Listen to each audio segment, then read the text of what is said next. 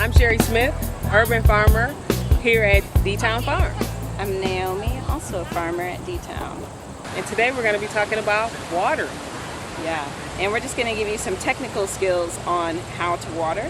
Things like how much pressure you should use for your water, the time of day for watering, and how to know when your plants have enough water by looking at your soil.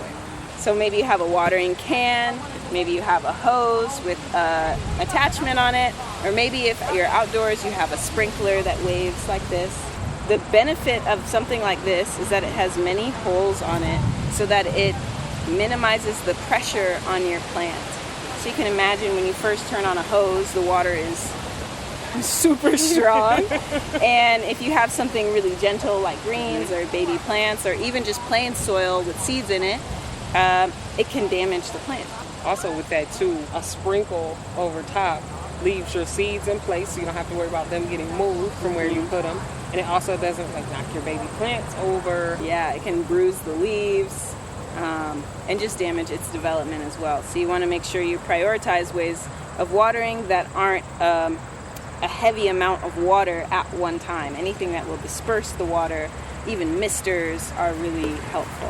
I think another important thing is when to water. I think some of us get confused, it's really sunny and bright right now, which is great, but most wisdom says to water either early in the morning or in the evening once it's cooler, so you don't want to water at the hottest part of the day.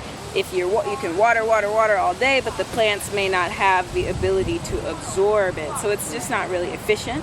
There's also the fact that you run the risk in the highest heat of the day, especially in the middle of the summer, when you water things that are really leafy or anything that has leaves.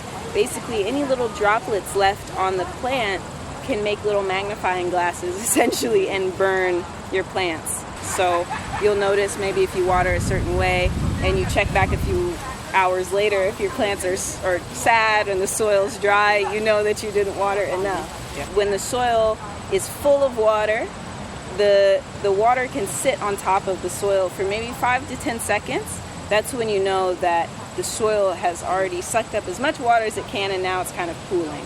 Anytime you have a lot of pooling, you've overwatered. Usually if your soil is dry, as soon as the water hits it, it's sucking it down in there.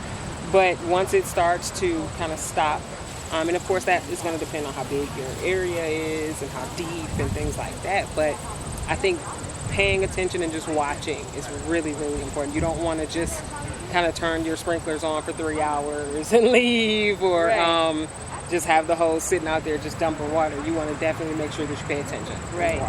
If you're in a pot, for example, if you're growing in pots, a way that you can tell it's fully watered is when the water is running out of the bottom.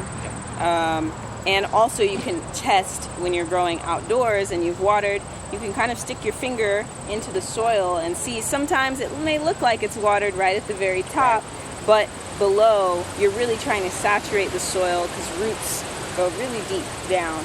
So we just want to make sure that we're watering in a way that the soil absorbs it to go down into the earth. So you can always check the soil and make sure that it's watered. I've heard always 4 to 6 inches deep into the soil when you're growing outdoors is how much water you want to put in there. So that makes perfect sense. So today we talked about watering. We talked about different methods of watering, how much pressure to use when we're watering, the best time of day to water, and how to check and see if you have enough water.